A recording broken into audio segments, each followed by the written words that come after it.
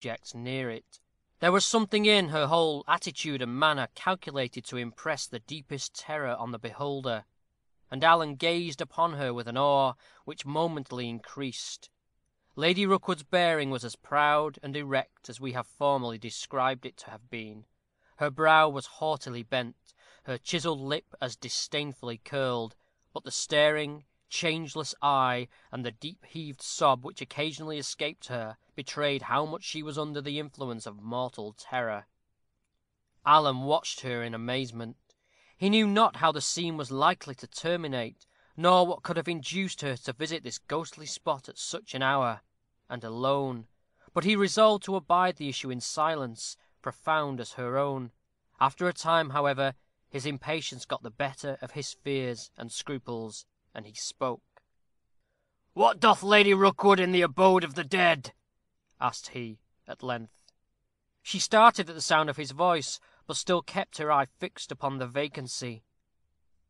"Hast thou not beckoned me hither, and am I not come?" returned she, in a hollow tone. "And now thou asketh wherefore I am here. I am here because, as in thy life I feared thee not, neither in death do I fear thee. I am here because—" "What seest thou?" interrupted Peter, with ill-suppressed terror. "What I see," shouted Lady Rookwood, amidst discordant laughter. "That which might appall a heart less stout than mine. A figure anguish-writhen, with veins that glow as with a subtle and consuming flame. A substance yet a shadow in thy living likeness. Ah, frown if thou wilt. I can return thou glances." "Where dost thou see this vision?" demanded Alan. "Where?" echoed Lady Rookwood, becoming for the first time sensible of the presence of a stranger. "Ha! Who are you that question me? What are you? Speak." "No matter who or what I am," returned Alan. "I ask you what you behold." "Can you see nothing?" "Nothing," replied Alan. "You knew Sir Piers Rookwood?" "Is it he?" asked Alan, drawing near her. "It is," replied Lady Rookwood. "I have followed him hither, and I will follow him whithersoever he leads me, were it to—" "What doth he now?" asked Alan. "Do you see him still?" "The figure points to that sarcophagus," returned Lady Rookwood. "Can you raise up the lid?" "No," replied Alan.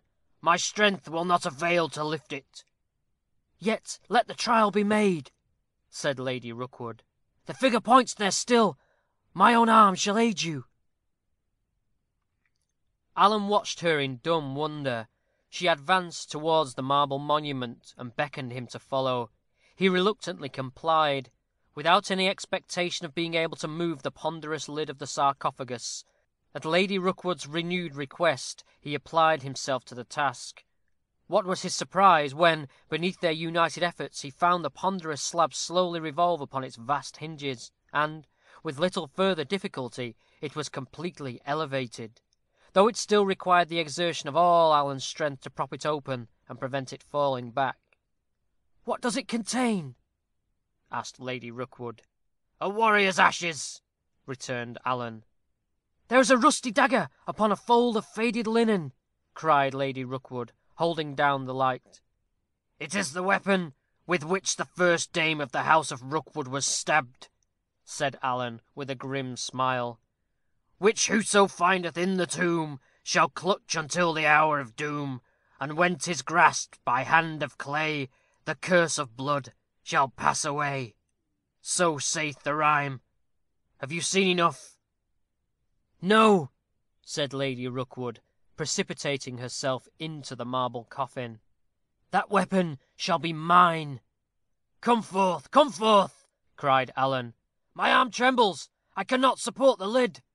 "I will have it, though I grasp it to eternity," shrieked Lady Rookwood, vainly endeavouring to wrest away the dagger, which was fastened, together with the linen upon which it lay, by some adhesive substance to the bottom of the shell. At this moment Alan Rookwood happened to cast his eye upward, and he then beheld what filled him with new terror. The axe of the sable statue was poised above its head, as in the act to strike him. Some secret machinery, it was evident, existed between the sarcophagus lid and this mysterious image. But in the first impulse of his alarm, Alan abandoned his hold of the slab, and it sunk slowly downwards. He uttered a loud cry as it moved. Lady Rookwood heard this cry. She raised herself at the same moment. The dagger was in her hand. She pressed it against the lid, but its downward force was too great to be withstood. The light was within the sarcophagus, and Alan could discern her features. The expression was terrible. She uttered one shriek, and the lid closed for ever. Alan was in total darkness. The light had been enclosed with Lady Rookwood. There was something so horrible in her probable fate that even he shuddered as he thought upon it. Exerting all his remaining strength, he essayed to raise the lid, but it was now more firmly closed than ever. It defied all his power. Once, for an instant, he fancied that it yielded to his straining sinews, but it was only his hand that slid upon the surface of the marble. It was fixed, immovable. The sides and lid rang with the strokes which the unfortunate lady bestowed upon them with the dagger's point, but those sounds were not long heard. Presently all was still.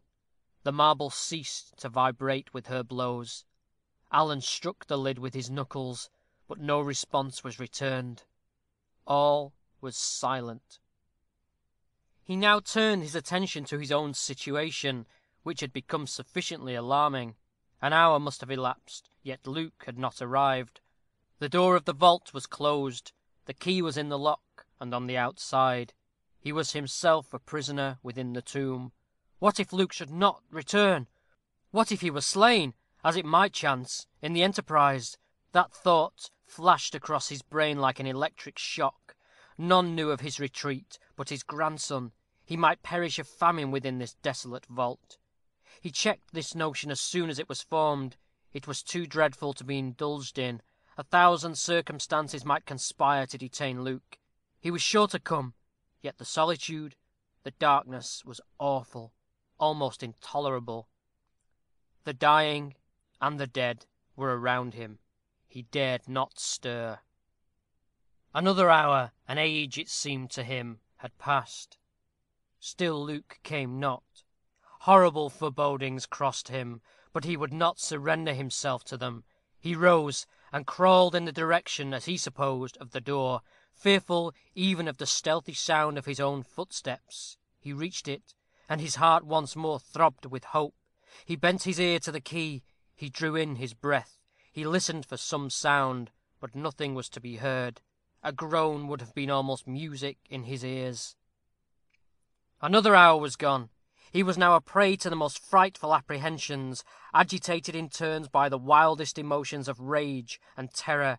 He at one moment imagined that Luke had abandoned him, and heaped curses upon his head. At the next, convinced that he had fallen, he bewailed with equal bitterness his grandson's fate and his own. He paced the tomb like one distracted. He stamped upon the iron plate. He smote with his hands upon the door. He shouted, and the vault hollowly echoed his lamentations. But time's sand ran on, and Luke arrived not. Alan now abandoned himself wholly to despair. He could no longer anticipate his grandson's coming, no longer hope for deliverance. His fate was sealed. Death awaited him. He must anticipate his slow but inevitable stroke, enduring all the grinding horrors of starvation. The contemplation of such an end was madness, but he was forced to contemplate it now, and so appalling did it appear to his imagination, that he half resolved to dash out his brains against the walls of the sepulchre, and put an end at once to his tortures; and nothing, except to doubt whether he might not, by imperfectly accomplishing his purpose, increase his own suffering, prevented him from putting this dreadful idea into execution. His dagger was gone, and he had no other weapon. Terrors of a new kind now assailed him. The dead, he fancied, were bursting from their coffins, and he peopled the darkness with grisly phantoms. They were about him on each side, whirling and rustling, gibbering, groaning, shrieking, laughing, and lamenting. He was stunned, stifled. The air seemed to grow suffocating, pestilential. The wild laughter was redoubled. The horrible troop assailed him. They dragged him along the tomb, and amid their howls he fell.